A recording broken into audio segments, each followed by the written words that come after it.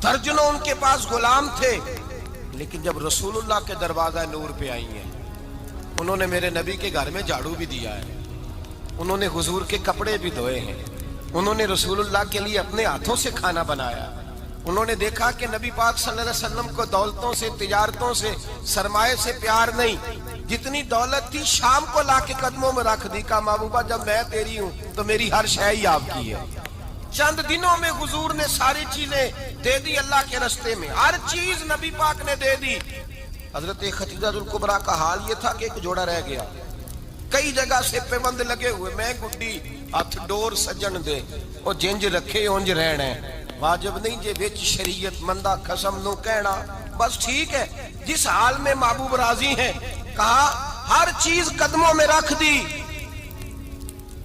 और हुजूर के हर रिश्ते का ख्याल किया, नबी पाक की हर ख्वाहिश का। औरतें बिलखुसूस मेरी बात पे तवज्जो करें जो अर्ज करने लगा हूं। आग लगी हुई है घरों में, फसाद है, लड़ाई है, झगड़ा है, दंगा है, ये तेरा रिश्तेदार वो मेरा रिश्तेदार। जब तेरे आते हैं तो रोटियां जल्दी पकती हैं, जब मेरे आते हैं तो बीमारियां बड़ी होती हैं, तेरे मेरे का झगड़ा। आओ मेरे मुस्तफा करीम सैयद आलम का भी हाल देखो।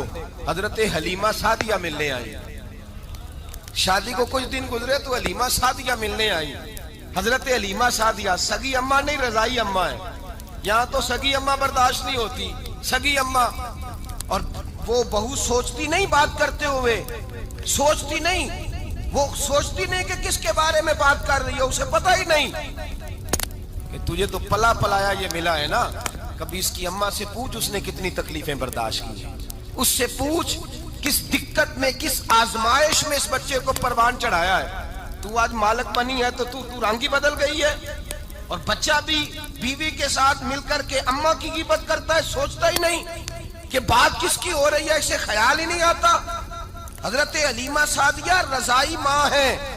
जब तशरीफ लाई तो मुस्तफा करीम ने फरमाया खतीजा ये मेरी अम्मा है।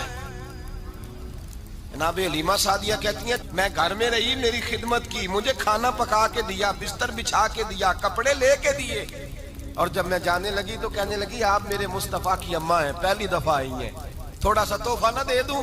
मैंने कहा जैसे मर्जी हो। हजरत हलीमा कहने लगी तो जनाब हलीमा सादिया को 40 बकरियां और एक ऊंट तोहफे में अता फरमाया। और ये जो बीबी आके मालिक बनी है ना, आज जिस दरख्त की छांव में तू बैठी हुई है ना, अगर तू समझे तो असल एहसान उस माँ का है जिसने ये परवान चढ़ा के तुझे दिया है।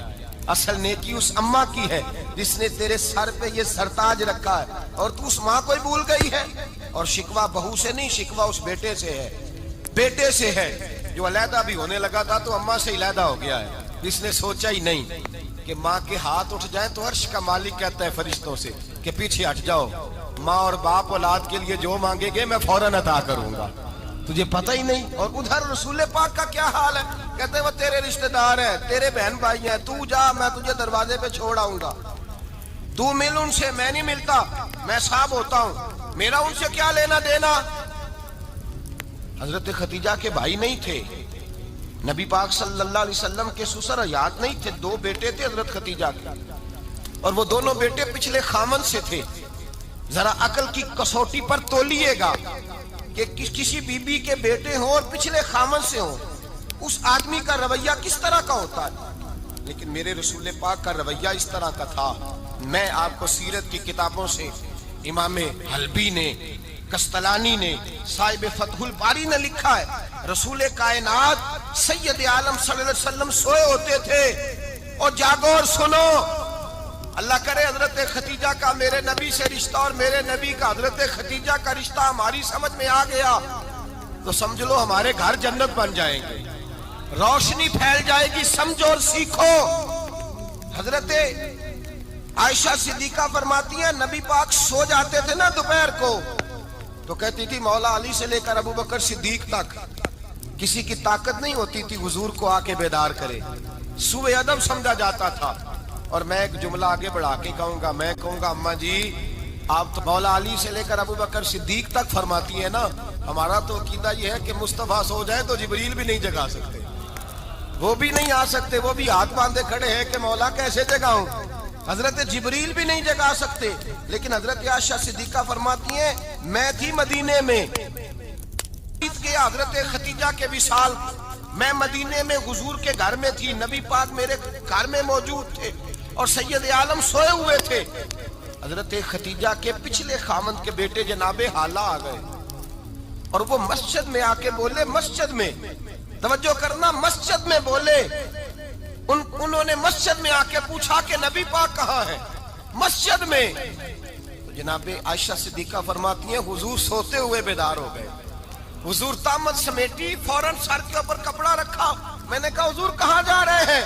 فرماتی ہیں میں نے ایک دفعہ پوچھا تو حضور نے 3 دفعہ فرمایا میرا حالہ آ گیا ہے, میرا حالہ آ گیا ہے, میرا حالہ آ گیا ہے, خدیجہ کا بیٹا آ گیا ہے. میرے رسول پاک صلی اللہ علیہ وسلم نے بی بی کے رشتوں کا جو تقدس بیان کیا اس کو سمجھیے. فرمایا حالہ آیا ہے, بیدار ہو کے خود تشریف لے گئے. اور یہ تو حالہ تھے نا, بڑے بیٹے حضرت خدیجہ کے سب سے, ان کا نام ہند تھا. اور حضرت ہند سے کوئی بندہ تعارف پوچھتا نا, نبی پاک کا جو حلیہ ملتا